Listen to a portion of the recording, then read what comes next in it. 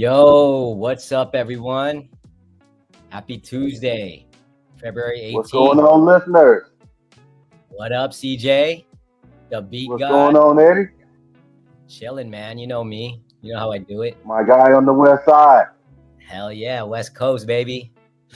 What's Cool. We got an you been exciting up to this week, man? What's up? What you been up to this week, man? You know me, man. Family, work.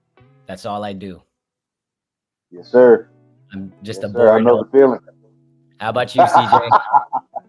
Same here, man. Same here. Work, home, work, kids. Yep, yep. Hey, man, it sounds like you're living the life.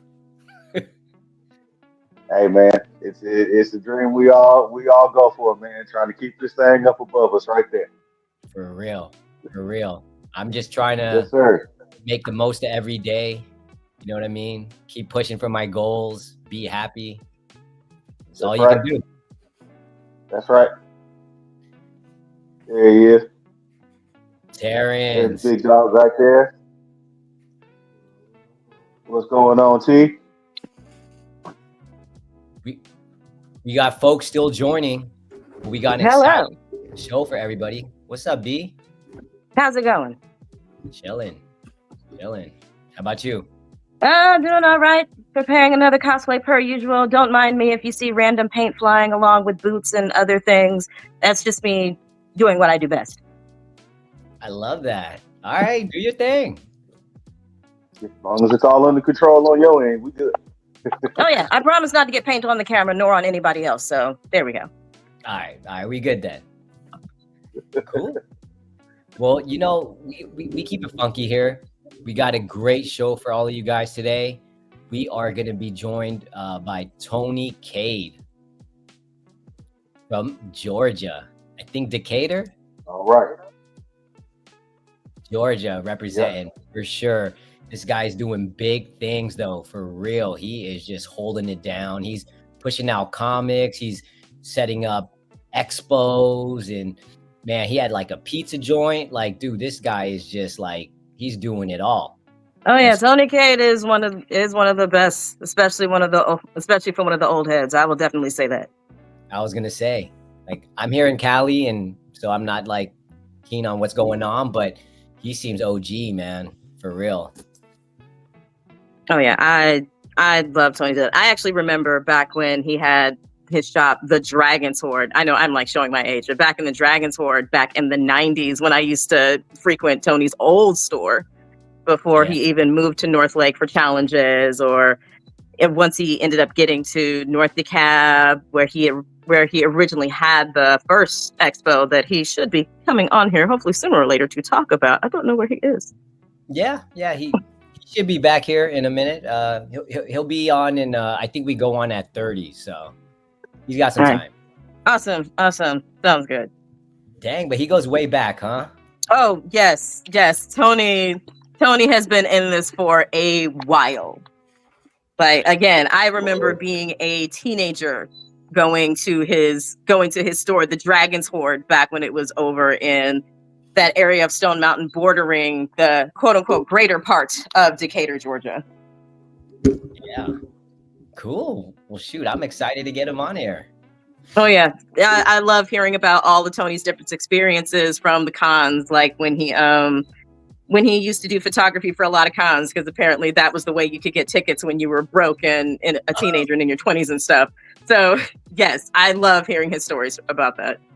I love that. Hey, any way you can get in, right? Mm-hmm. That's cool. All right. So, you know, typically we like to kick things off and just really talk about some of the comic book news. I know last time we were talking about like tariffs, about Brave New World, some other stuff. You guys got anything?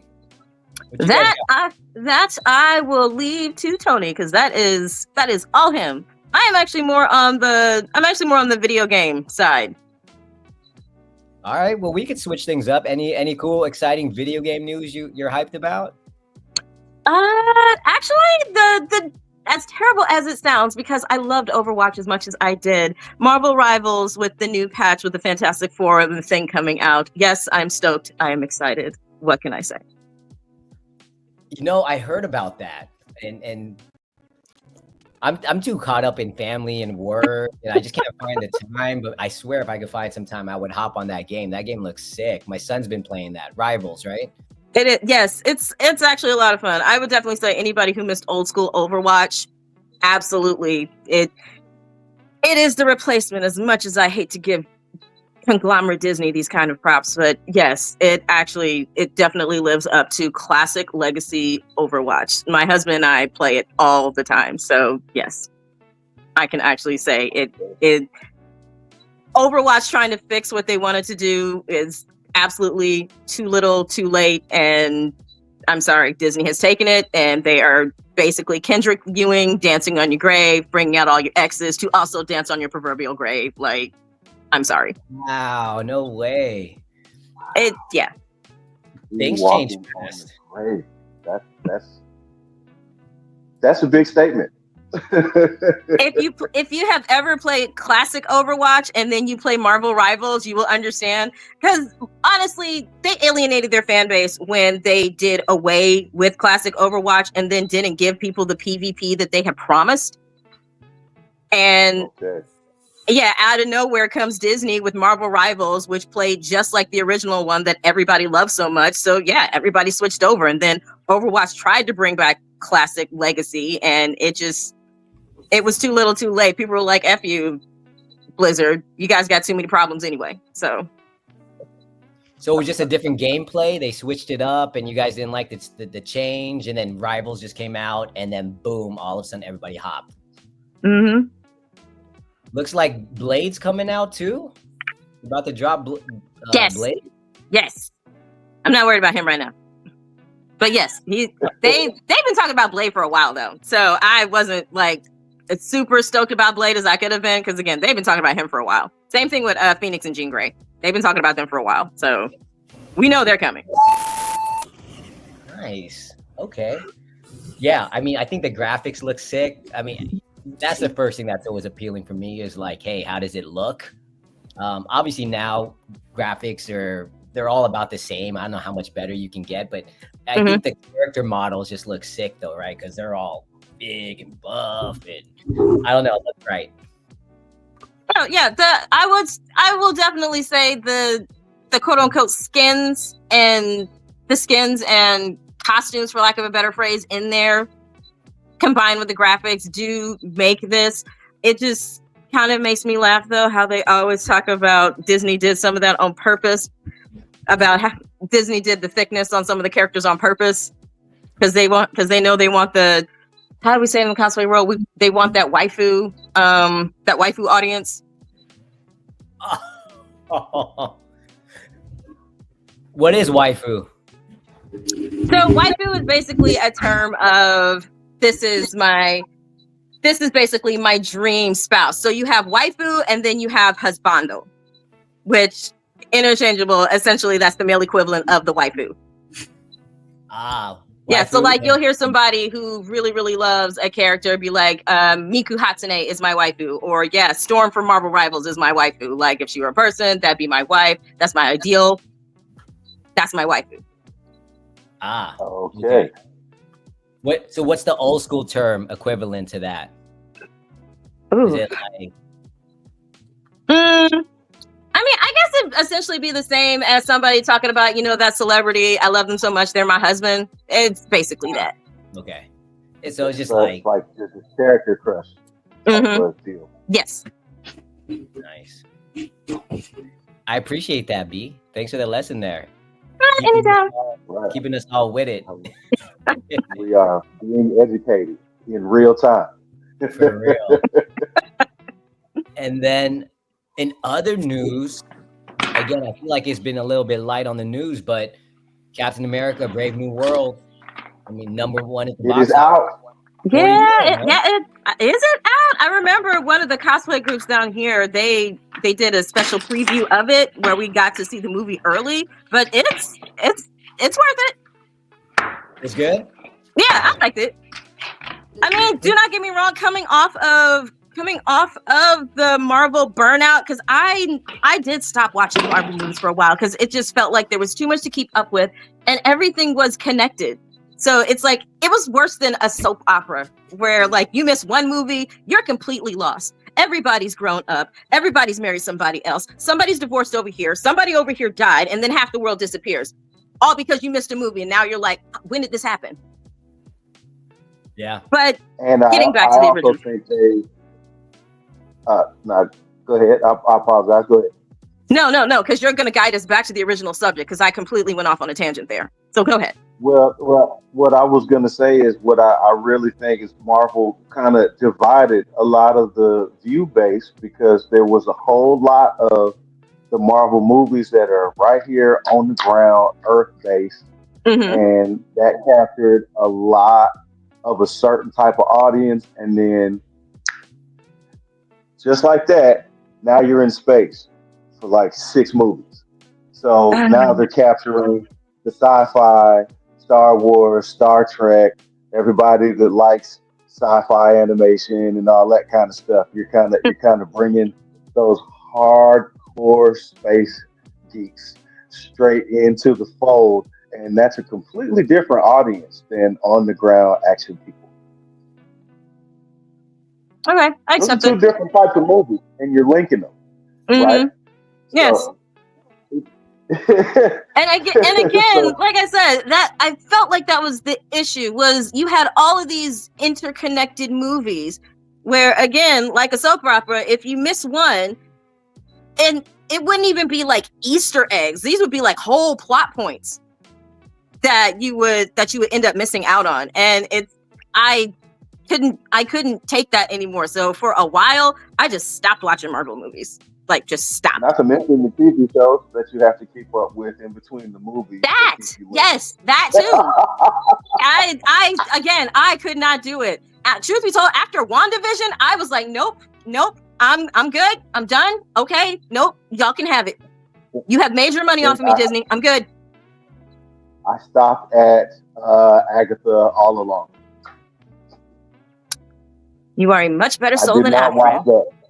I think I purposefully did not watch that, and I'm probably going to end up going back forcing myself to watch it to catch up to the introduction of any characters that come through in that show that are going to show up in the next series of whatever 6 movies Marvel decides to string together. Not to mention the new TV shows that are on the way. That were Again, no. We're all excited for Daredevil to come back. Well, yes, because I freaking loved Daredevil. Yeah, you did. Already, no? We all did. I did. It's something relatable, I think, when you're back on the ground level with old-fashioned ass whooping. That's fair. Because I'm not even gonna lie. Like that first season of Daredevil, I'm not gonna lie. My favorite episode out of all of it, when he was doing that one fight, and you can tell like he's getting tired and stuff. He's throwing himself against the wall, trying to throw his punches at his enemies.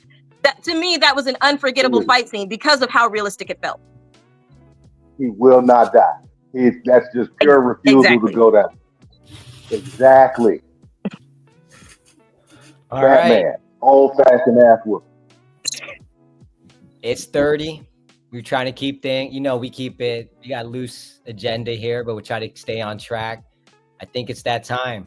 We're going to bring in the one, the only, Mr. Tony Cade. Let's get him on here. Hey, how you guys doing today?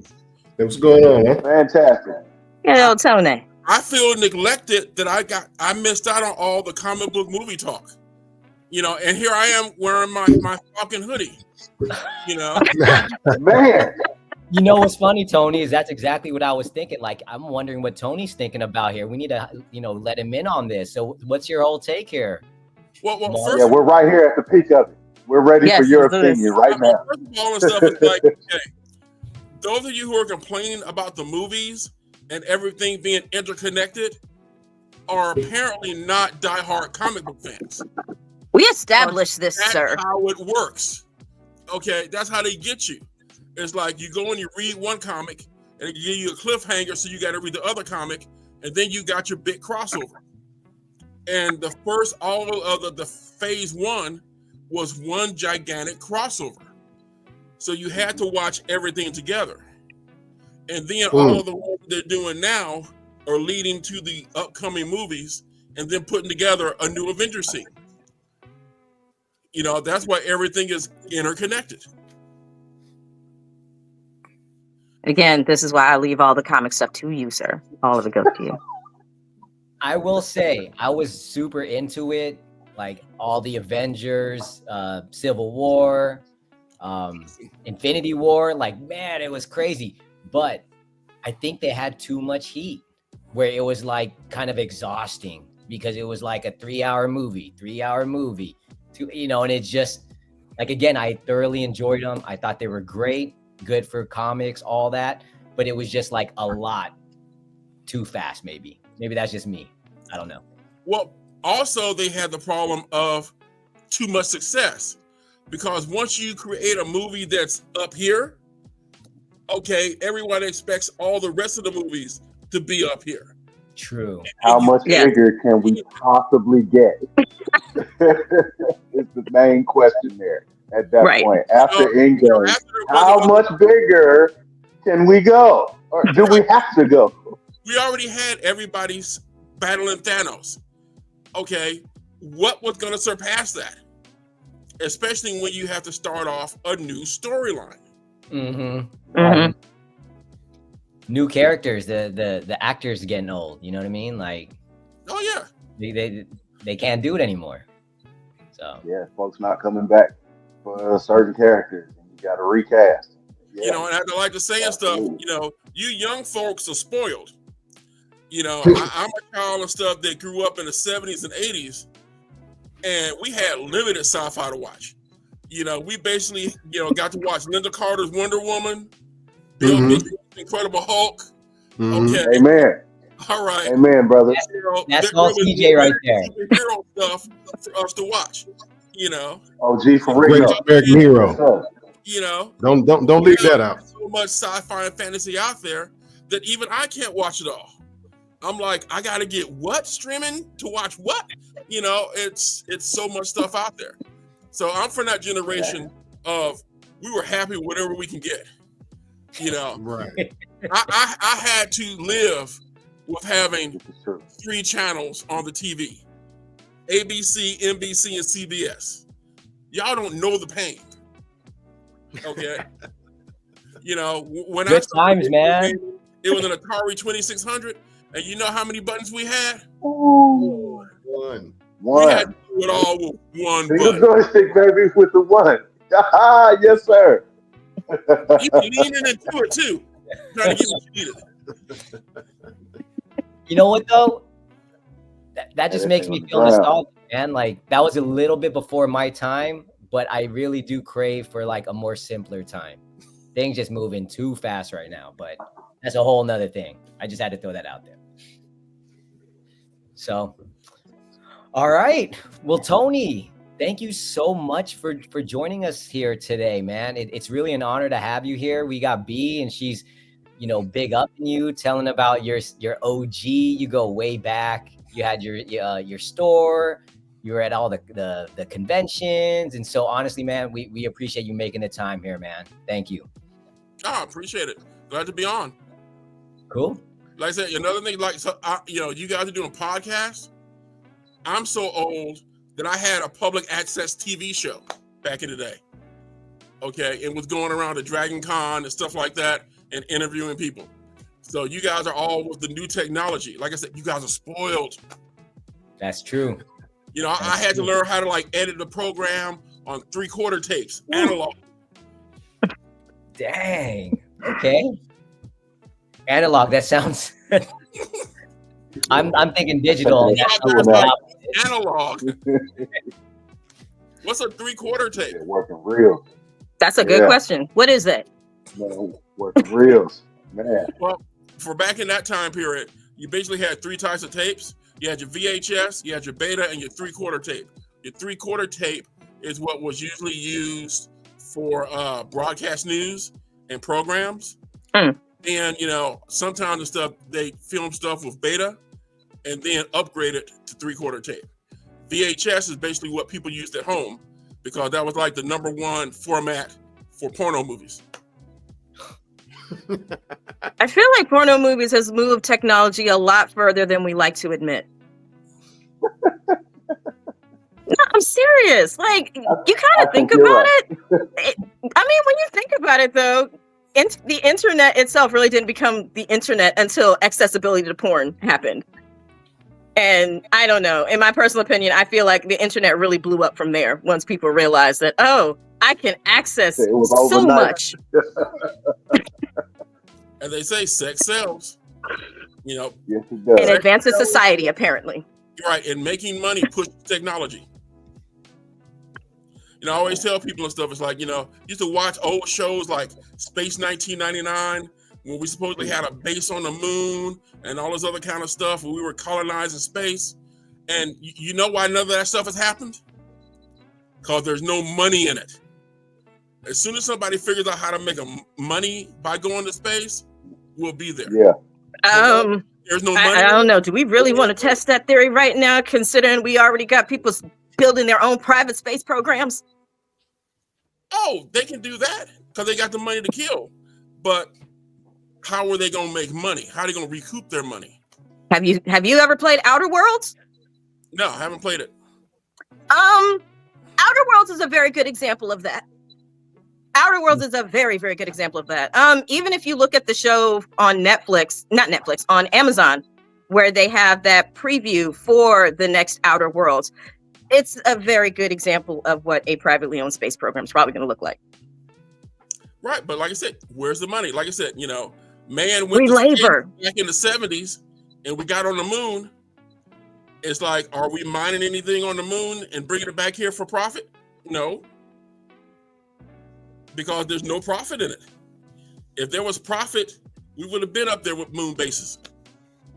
That's also true. I'll let you have that. There's got to be something to discover up there. All right, think about it. Colonialization basically happened because of money and profit. Okay, you went out and explored, the new world to try to get better trade routes so you can make money. You go over to another nation, you steal their natural resources for money. All right, we will go when there's money, which is kind of sad, but that's the way things work. Like I said, what is it? You got shows like Sea Lab 2020. If there was money for us to make at the bottom of the ocean profitable, we'd be there. That was a good show. I miss Old Adult Swim. Well, I'm talking about the TV show, cartoon, before the comedy on Adult Swim. Sea Lab 2020? Yep. Yeah. Like I said, I'm from that generation. If I could describe very, very Johnny Quest-ish. Oh. Yeah, Johnny Quest. The good stuff. Even when I was a kid, I liked the more serious, animation TV show. All right, here. I'm right behind you, brother. For some reason, I thought you meant 2020, like it was from 4 years ago, but my bad. That's me. Well, see, think about it. It's like we got these shows like Sea Lab 2020, Space 1999, predicting where we're going to be in the future, and we ain't did none of that stuff. Why? Because there's no money in it. No money in it. That's a really interesting point. I mean, I guess that's a very strong motivator, for sure. It's not real estate yet. It's not. Yeah, there's nothing to develop, and those at this point in time right now. Yeah. So Tony, yeah, I hate to sidetrack this. So then, what's motivating someone like you, someone who's been in the game for a minute, right? You got your own comic book, you got your own publishing, media company, right? You're doing a lot. So what's motivating you then? Basically, what motivates me is community. Like I said, I've been, involved with Atlanta fandom, since the late 80s, when I first started going to the Atlanta Fantasy Fair. And like I said, as Stephanie had pointed out before, I couldn't afford the membership, but luckily at that time I got into photography, so I was able to get on staff as a staff photographer. Which was really great. And back then there was no digital. We were doing film. Okay. So we had to buy that film, shoot the convention, then process all that stuff. But like I said, it gave me great access because as a staff photographer, I could attend like whatever panels I wanted to, go to the front row, hang out backstage with the guests, go to the VIP rooms, so it was definitely, the staff position to have. That sounds so cool. Does anyone really stand out in terms of like someone you met, maybe an artist or someone local? Well, like I said, back when I had the community access TV show, I actually interviewed Nichelle Nichols back when she was talking about doing her one-woman show. I don't know if you guys even remember him, Jonathan Harris from the original Lost in Space, Dr. Smith. Okay, he's been on he was on my show. I interviewed Eastman and Laird, the creators of Teenage Mutant Ninja Turtles. Wow. We had Dave Cockrum, one of the major, people behind the X-Men, was on my show. So, being involved, with video and photography gave me access to a lot of people. Wow, that's so cool. That's dope. Like I said, a lot of people and stuff that I, interviewed and stuff, and I was fanboying over, unfortunately, they're no longer even with us anymore. Oh. What I always tell everybody is that one of my weirdest interactions with George Takai, Sulu, and it actually took place in the restroom at DragonCon. I'm sitting there, standing at the stall, and I kind of like look over, and George is right there next to me in the next stall, and we basically are sitting there having a conversation, while we're relieving ourselves. So I always tell everybody I had a special, restroom, relationship with George. Oh my. You guys connected. And strange enough, all I did was I talked to him and stuff about how funny I thought he was on the William Shatner roast. Because he had done that like a few months beforehand. Mm-hmm. Cool. Okay, so it's right around there. And the coolest times and stuff to like hang out with a lot of the guests or meet the guests aren't when they're like in Artist Alley or even after the panels. It's catching them like after hours, like on the elevators or walking through the hall. They're like hanging out with people in the bar. And it's like a lot of times you walk up, offer to get them drinks, you sit down, and you've got their attention for hours. I love that. They tell you all kind of interesting stories. I'm wondering if we got time. You got any juicy stories you want to share? No. I've got some juicy stories, but I'm not sure. Disappointing. All right. Well, why don't we switch gears? What's up? I said the code of silence. Yeah, I respect that. Talk to us about Fox Chronicles.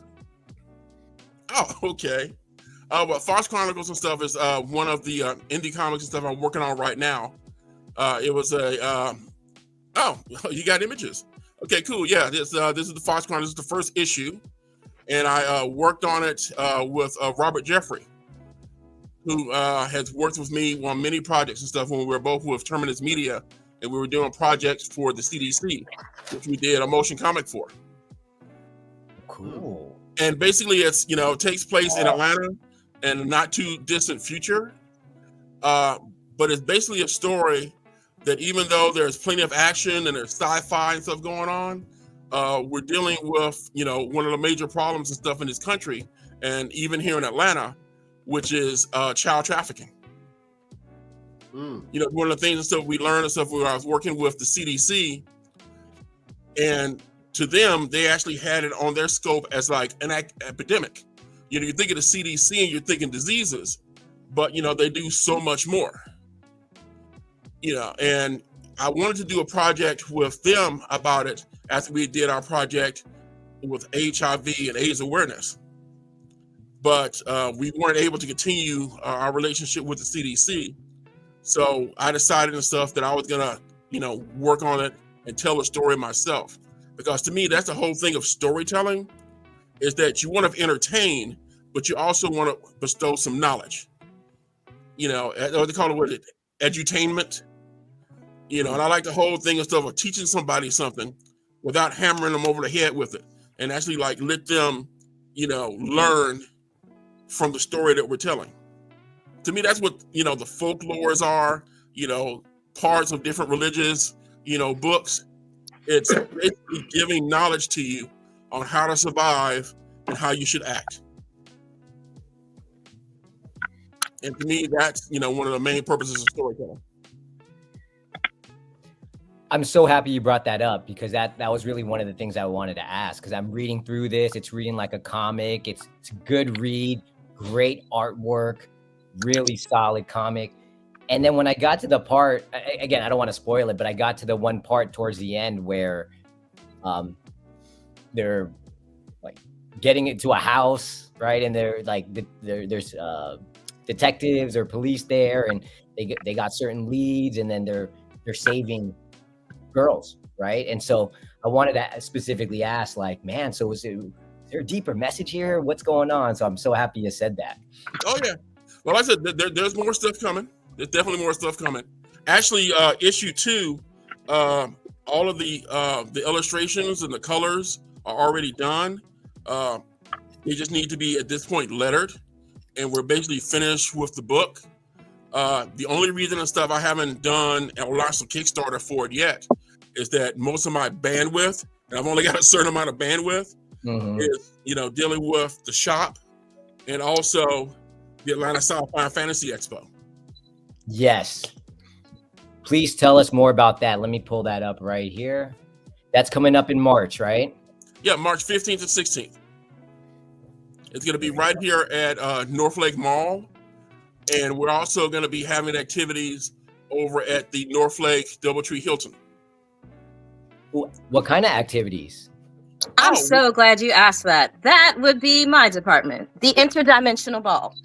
So this is going to be our first ball involved, and it's space themed, hence the interdimensional. There will be food, there will be live entertainment, there will be a live DJ, there will be dancing. Food is mostly for VIP, so please do not starve with the peasants, because the food for the peasants is first come, first serve, and VIP is already about halfway sold out. Okay, you heard that. Everyone got to hop on that VIP for sure. Yes, please don't starve with the peasants. If you want to eat, you got to go VIP. Nice. And then where do they get tickets? They just get tickets online? Yes, so the website that you are currently on, you can go there. If you scroll, there you go, scroll right there to reserve your tickets where it says to step into the extraordinary. And that will show you our tickets along with our VIP special and our couple special right now that will be running until the end of next week. And then tickets will go back up to regular price.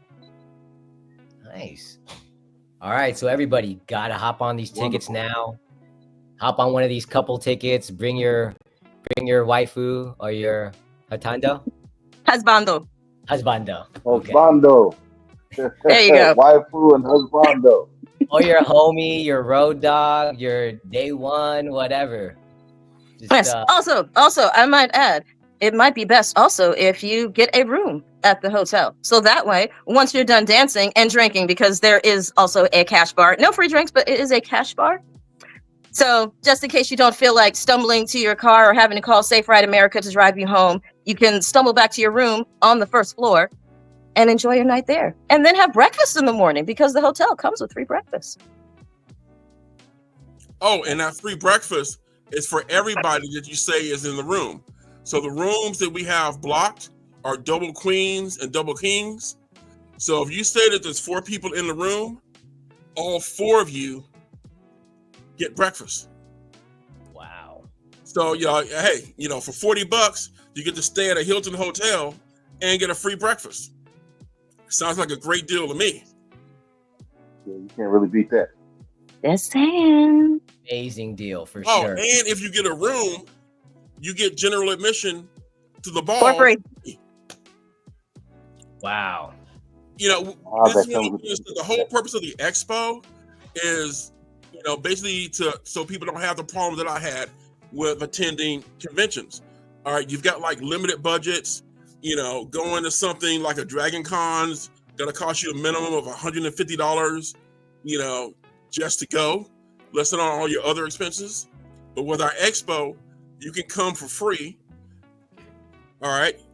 There's going to be like 50 plus vendors of what we usually do. We're going to have probably over 40 hours worth of programming. We're going to have a fashion show. We're going to have a costume contest. There's going to be workshops, on different things, from jewelry making to working on your Gundams to doing stuff with Legos.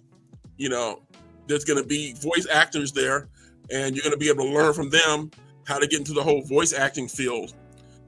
So it's basically all the stuff that you could get from a bigger convention for a fraction of the cost.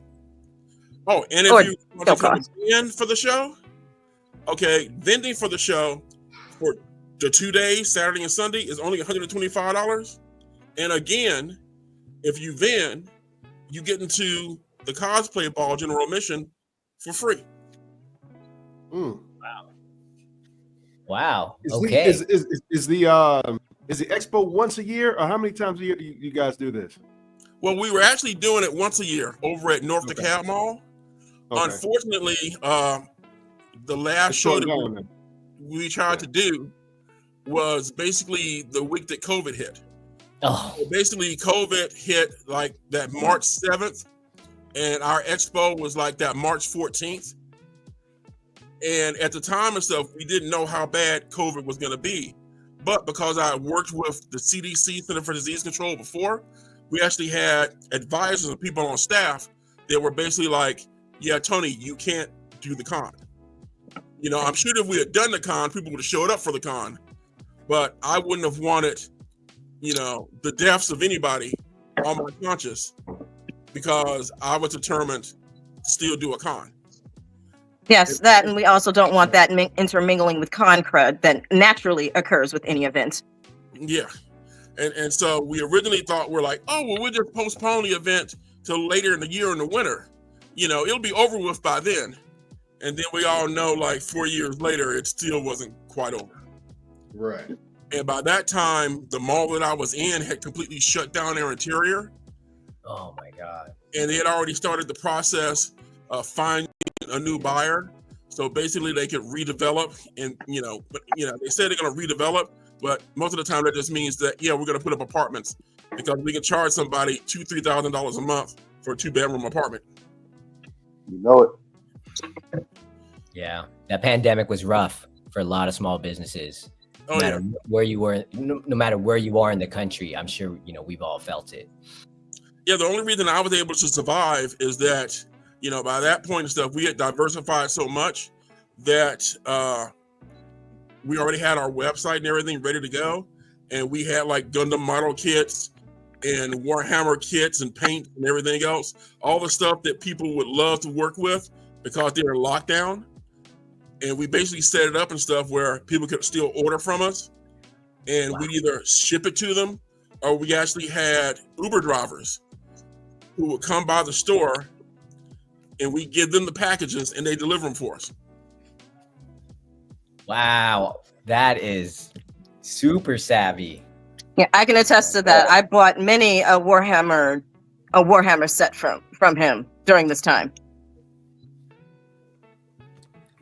When I think about things, it's it's just finding a solution.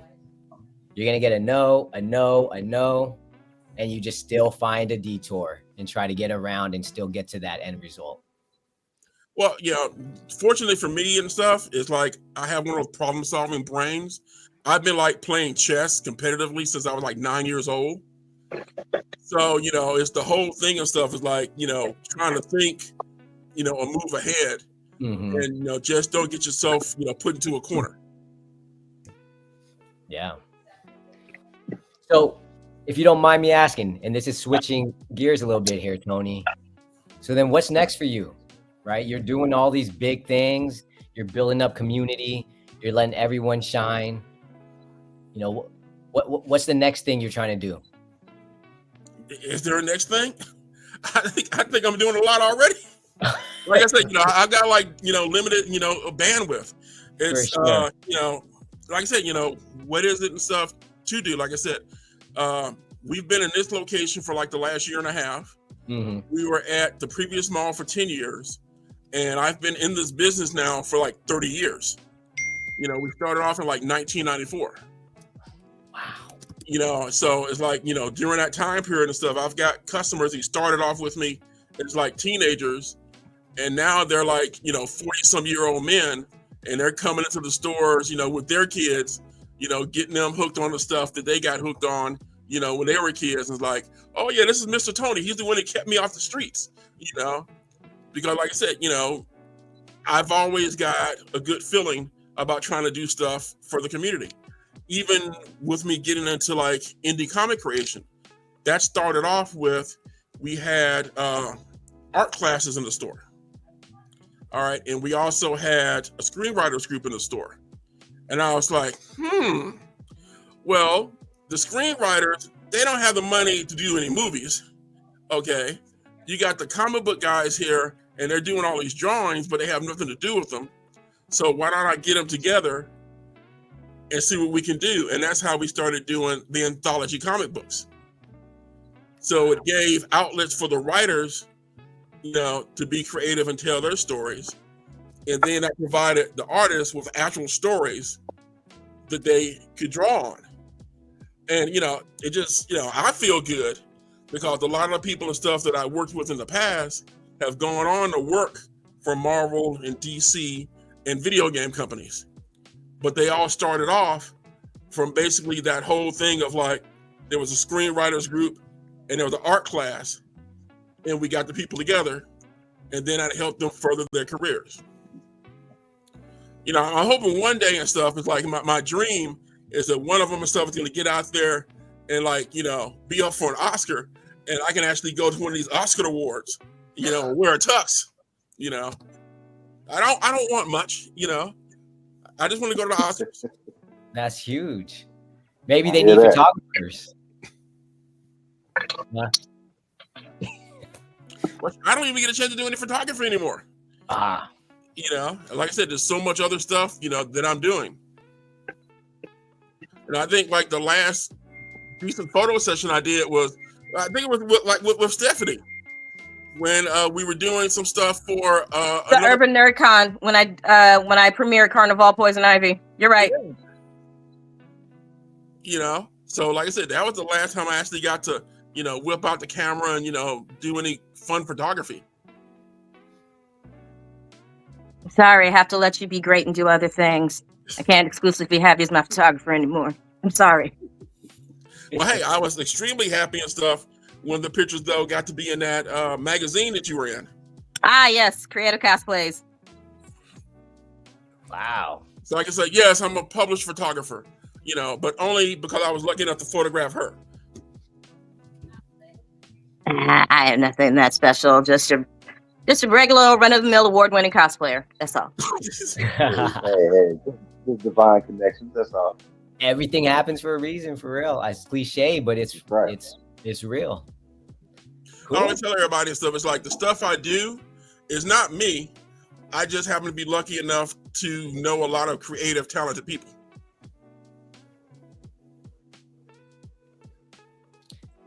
Like mine, think alike. Everybody is in need of a connector, right? Everybody knows that one person that just knows everybody and who just brings vibes and energies together. Like, we're all looking for that for sure. Sounds like that's you, Tony.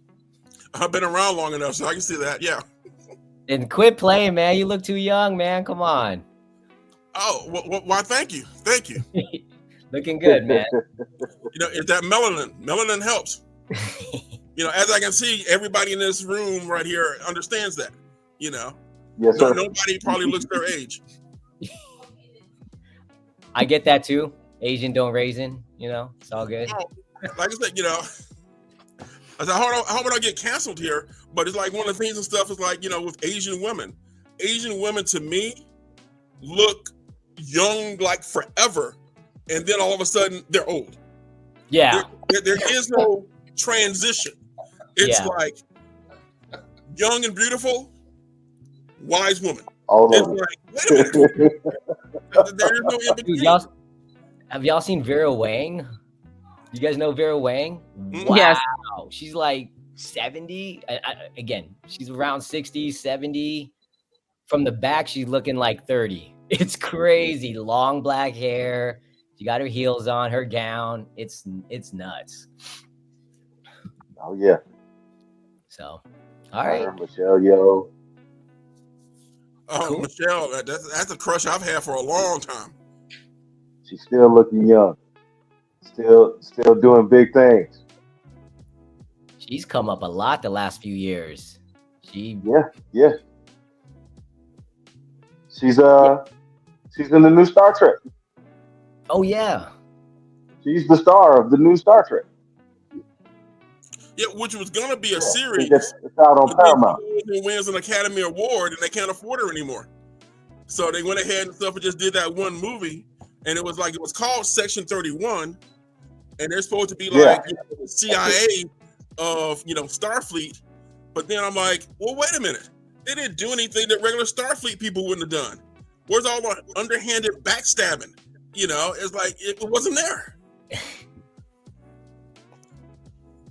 So, like I said, even though I enjoyed, Michelle, the story was like, I think y'all missing the mark here. And then you actually have her doing martial arts, which we didn't really get the chance to see her do in Discovery. Yeah. And then you're doing this camera work where it's all up close, and you don't get the majesty that is Michelle Yeoh. It's like you were shooting a Steven Seagal where he's doing all his martial arts with his hands. It's like, no, the director missed the mark so badly. That'll do it. You don't get those visuals right, man. It's over. It's hard to stay aligned and put out quality, right? One thing's off, out the door. Well, it's the producers. They got to make sure that when they pick a director, you talk to the director and you ask the director what your vision is and how you're going to do stuff. Okay, if it doesn't fit, you don't do it. It's like in sports. It's like, the coach tells the general manager how he wants to run the team and what kind of plays that he wants to run.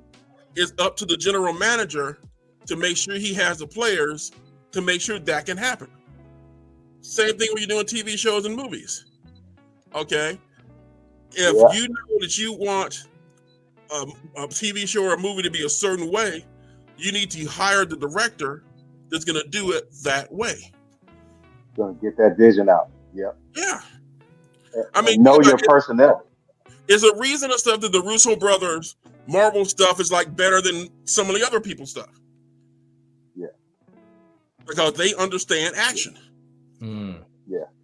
It's a reason why they can elevate and fight to the top, because he knows how to pick them. It's like he knows how to draft a great team here when it comes to to sticking to, I think, as close to comic book accuracy as we've seen so far. Oh yeah, and that's to me one of the greatest things and stuff. Yeah, Kevin has done with the Marvel movies is that even though they're making movies and some stuff they've got to play kind of loose with, they still try to stick with the spirit of the comics and bring in stuff from the comics. Like, I haven't seen it yet, but the new Captain America. Okay. Yeah. Sam, has a suit that was given to him by Wakanda. Okay. That's from the comic books. The whole harness, flying harness thing originally came from Wakanda. So it's great when they actually take stuff from the comics. when Fox was doing X-Men movies, they would pick the cool titles of popular X-Men stories, but then not follow the stories, which was so aggravating. Was this like the classic Or ones, the, the old or the aesthetics. Yeah, or their aesthetics. You know, Yeah. and it was like one of the things that's like really, you know, aggravating is like, especially somebody who comes from the comic book reading storyline, and I know what these storylines are supposed to be, and then you go and see them in the movies, and they're like, the director didn't pay attention to the storyline that the movie is named after. Or to save face for the lack of creativity, you try to just do something that you think can pass off as cool, which is where I think the black leather came from, right? They just figured leather would still look cool if they just went with that. Fail. Well, they thought it would look better than hokey costumes. But now Marvel is doing the costumes and they look great. So they look that they can look good on screen. They look fantastic. You know, but then again, they did the leather in the movies. And so to try to get people who went to the movies to read the comic books, for a while the X-Men were all wearing leather in the comic books. Yep, I remember that. I remember that phase. At all.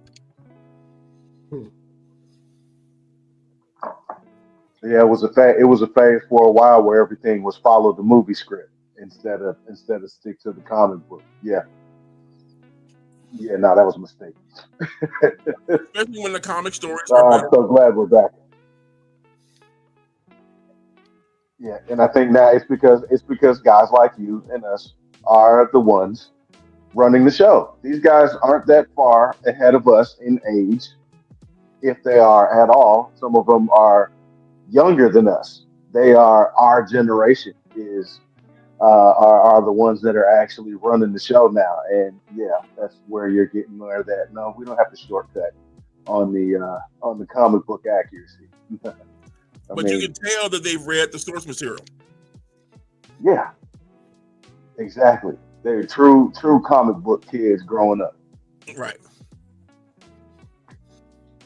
I think if anything, I mean, especially with the new Marvel coming out, all the TV shows, I think I can personally say that I had, that little break helped.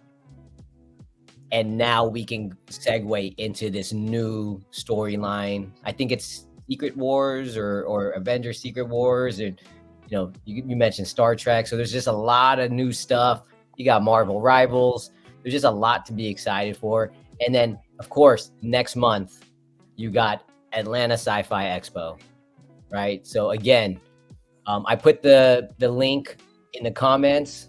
So if anybody's catching this now or after, definitely check it out. Pick up a VIP ticket if you want food. There's going to be a bar, and then of course get a hotel room, right, for the best deals. So VIP hotel room. There's going to be, voice actors. There's going to be a ton of vendors. A lot of fun, a lot of content. So if you're in Atlanta, we got actors and stuff like Tempo Thomas is coming, and you guys might recognize her and stuff from Hawkeye, and she was in Black Lightning, and she's been in a lot of different films. Plus she actually produces and creates her own products. Wow. So we've got people coming. We still got people who are asking us, can they come?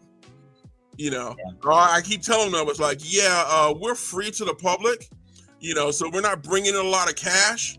So we can't give you any, we can't fly you in first class and guarantee you're going to make $3,000. If you want to come on down and hang with us and have fun, we'll give you a table. We'll let you in the ball for free. Not even feed you. Yeah, we'll feed you,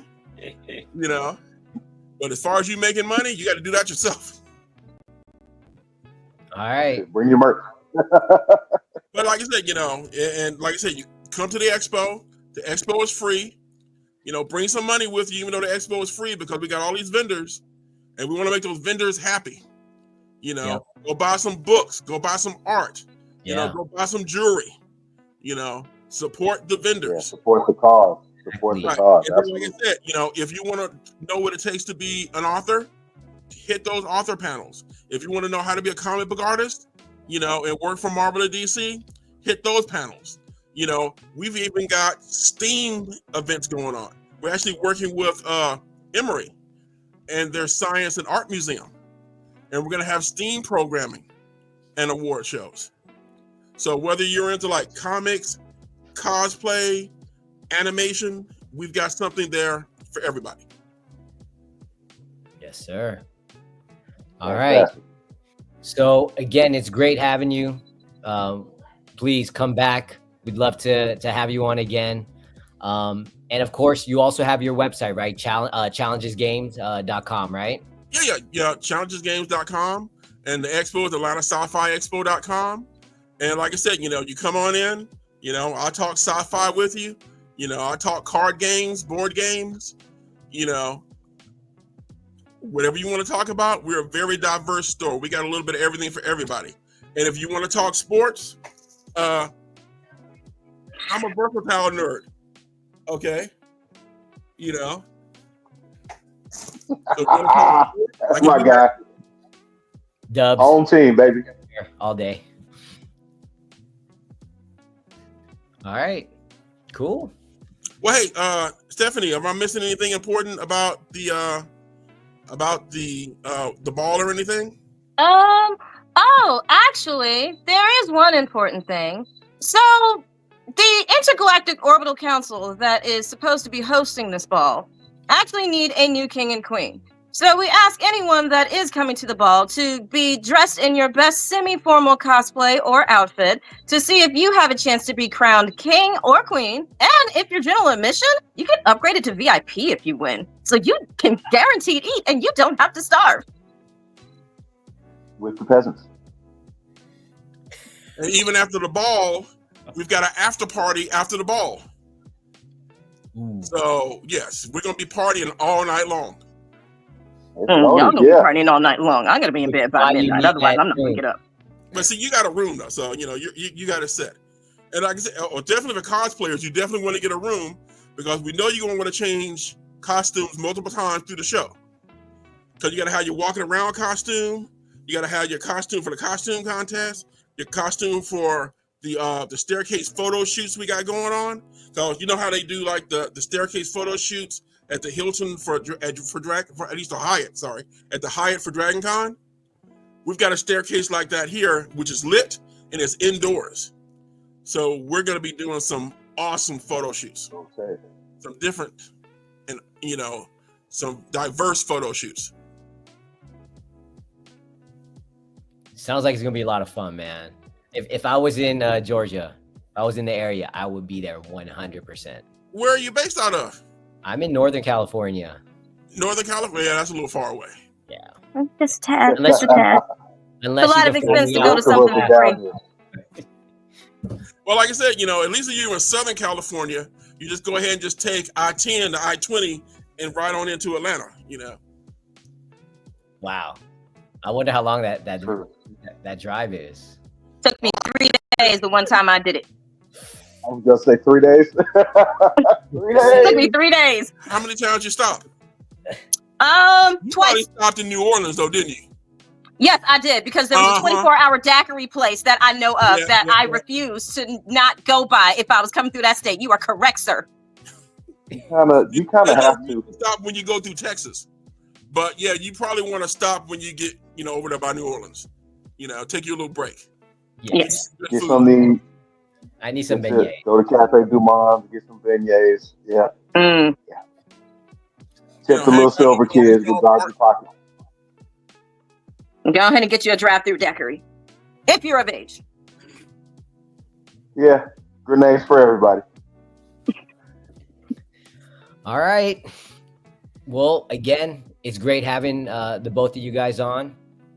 Thank you for joining us here. Thanks for sharing a little bit more about, your history, the show, the event, everything you're doing. Absolutely love it. Definitely, you got supporters from us over here. We love how you're building community, bringing diversity, different voices.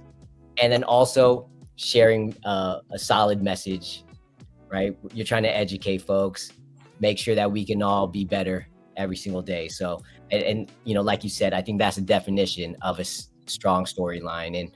And so everybody support Tony. Check out his comics. Go to the expo. We got to support everyone. Atlanta Sci-Fi and Fantasy Expo, March 15th and 16th, North Lake Mall. Definitely. All right. Well, thanks for having me on, guys. You have a good one. Yes, thank you so much for having us. For sure. Blessings. Thank you. All right. See you guys.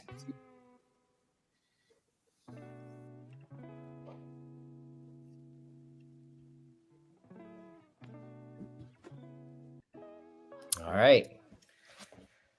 Whew, that went a little long. I'm getting hot and sweaty up We here. off the air?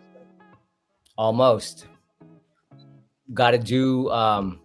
You know how we wrap the shows. Got to, shed some light on TMH. Hit up this Spotify podcast. Oh crap! I'm looking at the time that we've been on, thinking we're running ourselves out of time. I didn't even think about that, and that's the whole purpose for why we're here. This is all about TMH Comics.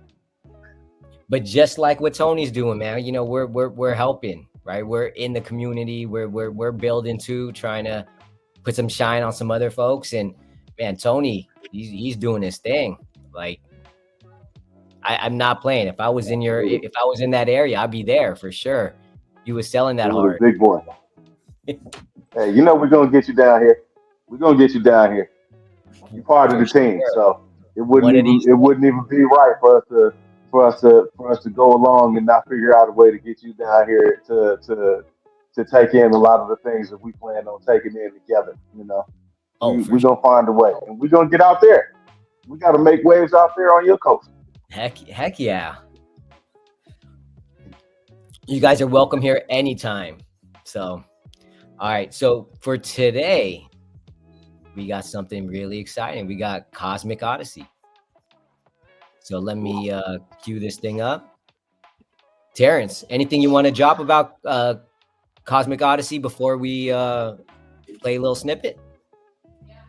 Not too much, but this is just a part of the TMH Comics brand, and it's a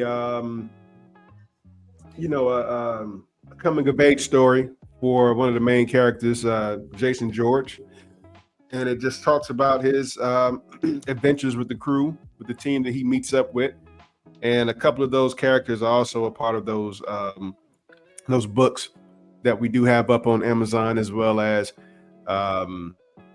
TMH Comics, and also as well as Amazon. So you can also find those books over there. So definitely. Awesome. Check it out, y'all. All right, so we're gonna. All right, welcome everyone to another deep dive. Yeah. So this time we're looking at a single chapter from a novel. Right. And this one is about a superhero team. Interesting. And it takes place in a fictional world. Right. Like a whole universe they've built up. Yeah. So sounds fun. We're just going to look at this chapter and see if we can pull out. Oh, okay. What are some of the themes? What are some of the interesting character dynamics? What can we learn about the world from just this little slice? Yeah, like a little keyhole. Yeah, exactly. Into a whole universe. So let's jump in. All right. So the main character in this chapter is Jason George. Jason George. And he's 18 years old. Oh, wow. So he's young. Yeah. Okay. He's young.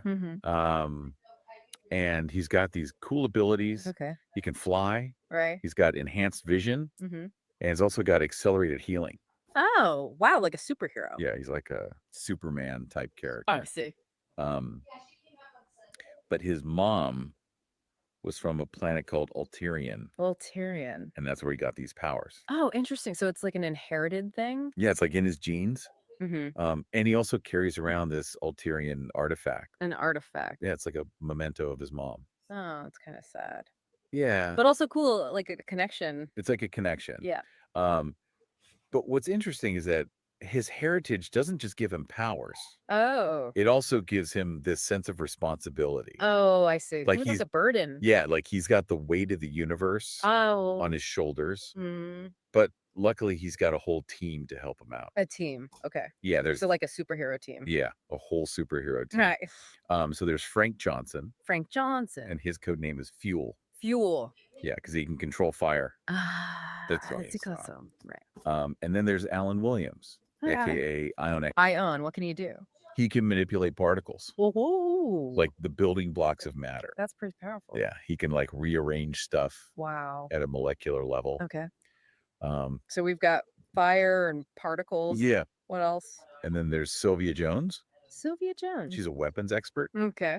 But she can also move super fast. So like a speedster? Yeah, like super speeder. Yeah, gotcha. And then we have Danica Lee. Danica Lee. She's a martial arts prodigy. Okay, so like hand-to-hand combat. Yeah, she's like the fighter. The fighter of the group. Pretty cool.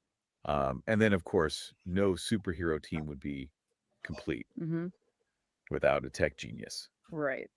And that's where Jessica Jennings comes in. Okay, so they've got all the bases covered. Yeah, they got like a really diverse yeah team with all sorts of different powers. I like that. Yeah. And it's cool how like had to cut it right there. Wow. What y'all think? Any thoughts? Man, I was getting into it. I was just like, where to go? Where to go? You know me, man. Had to tease it out. Absolutely. But you You heard gotta Terry. go read it for themselves. You gotta go listen for yourself. Get the book. Exactly. Amazon. Where else? Amazon.com. That's where it is. Absolutely. TMH Comics, Terrence Hancock. Go pick that up. Do not miss out on this cosmic odyssey.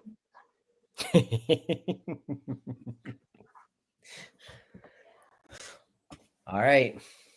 Well, it's another one. Guys, I thought this was a really good show.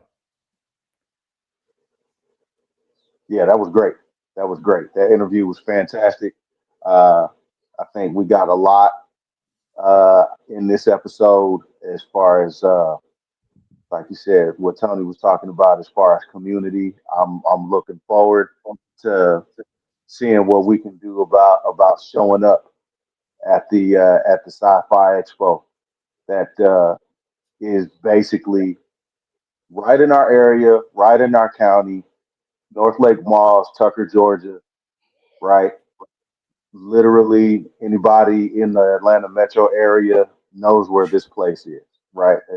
That's one of the good things about it. And the DoubleTree Hilton, that's pretty much, is it even a half a mile away from the mall? And that's basically right there on the highway access for anybody out there watching and listening that actually wants to know.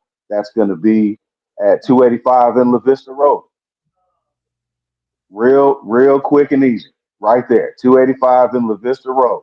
You get off right there and you've got the hotel and you've got the mall. March 15th and 16th. All right. TMH Comics needs to definitely make our appearance there. 100%. Someone need to go and document it. Maybe interview some folks, see what's going down, see what's on people's minds. Yeah, we got to figure out a way to get the video on set down there, and maybe find a way to get some. We've got to get some portable equipment. Maybe find a way to get some microphones to travel with, and take that. It's time to take the show on the road, man. We can't miss out on that. That's you, Spec.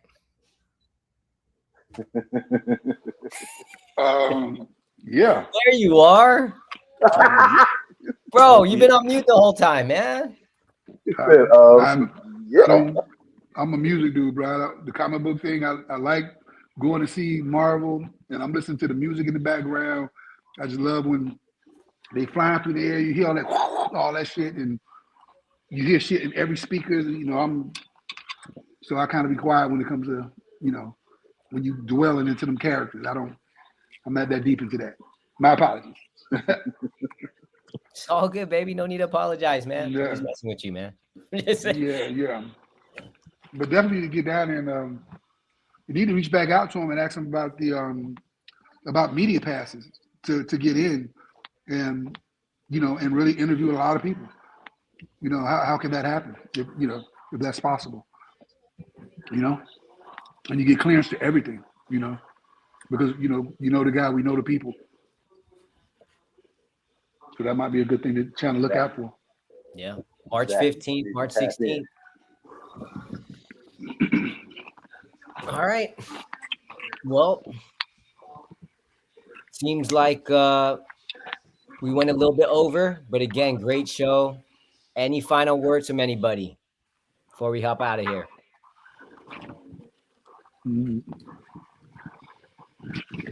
We all good? See you next week. Exactly. Boom. All right, everyone. See you guys. Sure. Good.